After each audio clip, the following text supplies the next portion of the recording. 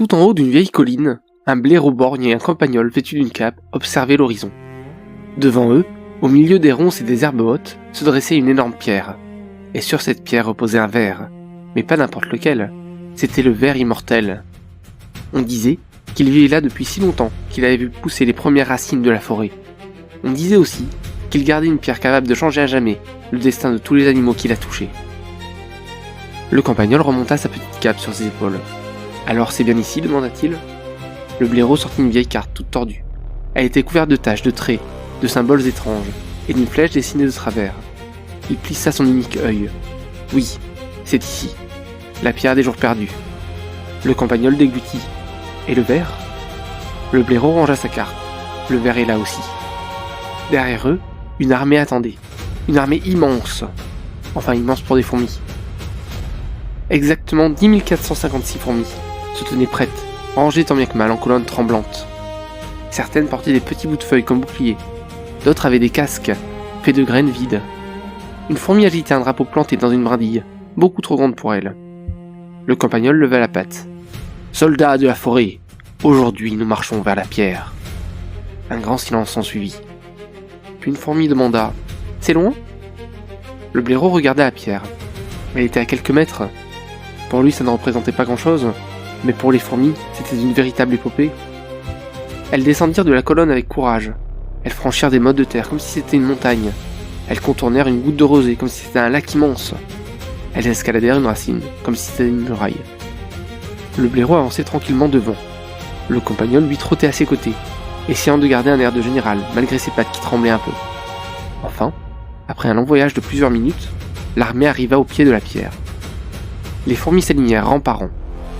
Une fourmi leva la voix. « Une fourmi !» Une deuxième. « 2 fourmis !» Une troisième. 3 fourmis.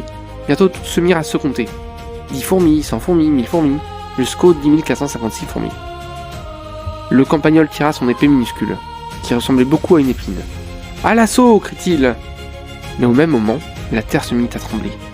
Autour d'eux, le sol se fissura. Des petits vers sortirent de partout. Des dizaines, des centaines, peut-être plus. Ils surgirent entre les pierres, sous les cailloux près des racines, encerclant l'armée de fourmis. Le piège du ver immortel venait de se refermer. « Défendez les rangs !» cria le campagnol. Les fourmis se jetèrent dans la bataille. Certaines poussaient les petits vers avec leurs boucliers de feuilles. D'autres grimpaient sur leur dos. D'autres encore se trompaient de direction, revenant en arrière, repartaient, et criaient quand même pour se donner du courage.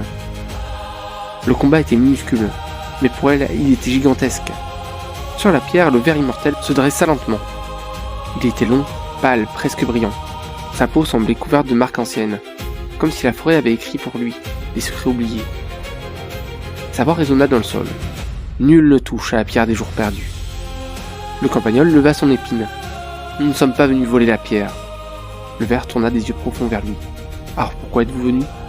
Le blaireau s'avança. Contrairement aux fourmis, il n'eut aucune difficulté à atteindre la pierre. Pour lui, les fissures n'étaient que des petites crevasses, les racines de simples bosses. Il arriva devant le ver immortel. Il ne grogna pas. Il ne montra pas les dents. Il regarda simplement le gardien avec son œil fatigué. Nous cherchons la vérité. La forêt tombe dans le malheur. Les animaux se perdent.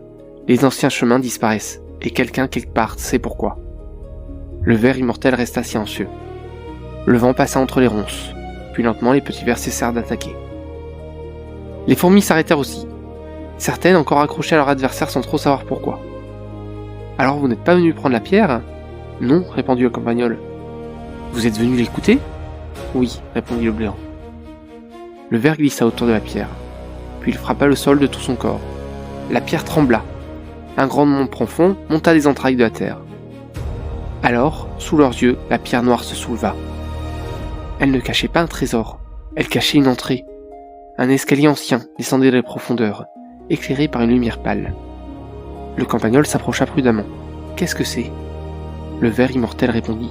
« La tour souterraine. » Le blaireau fronça les sourcils. « Une tour sous terre ?» Une tour tournée vers le passé, dit le ver. À chaque fenêtre, on peut voir un événement oublié de la forêt, une promesse perdue. Le campagnol recula d'un pas. « Et si on regarde trop longtemps ?» Le ver immortel posa sur lui ses yeux sans âge. « Alors on risque de comprendre. » Le silence tomba. Le blaireau regarda le campagnol.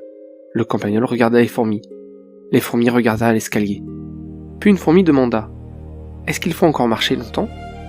Le blaireau soupira. « Probablement. » Alors, avec son compagnon Lancap et son armée de 10 456 fourmis, le blaireau Roboron descendit l'escalier. Nul ne savait ce qu'il allait découvrir, mais eux ils avançaient. Très loin de là, dans une petite partie de la forêt, le vent ne chantait plus. Les arbres étaient morts, les branches craquaient comme des vieux os. Le sol était sec, gris, couvert de feuilles sans couleur. Un hérisson avançait seul, entre les troncs brisés. Lui aussi cherchait quelqu'un. Un être dont murmure le nom à voix basse. Le roi égaré. On disait que ce roi connaissait l'origine des malheurs de la forêt. On disait qu'il avait vu ce que personne n'aurait dû voir. Et peut-être savait-il pourquoi les animaux commençaient à suivre de mauvaises voies. Le hérisson serra contre lui son petit sac de voyage. Je dois le trouver.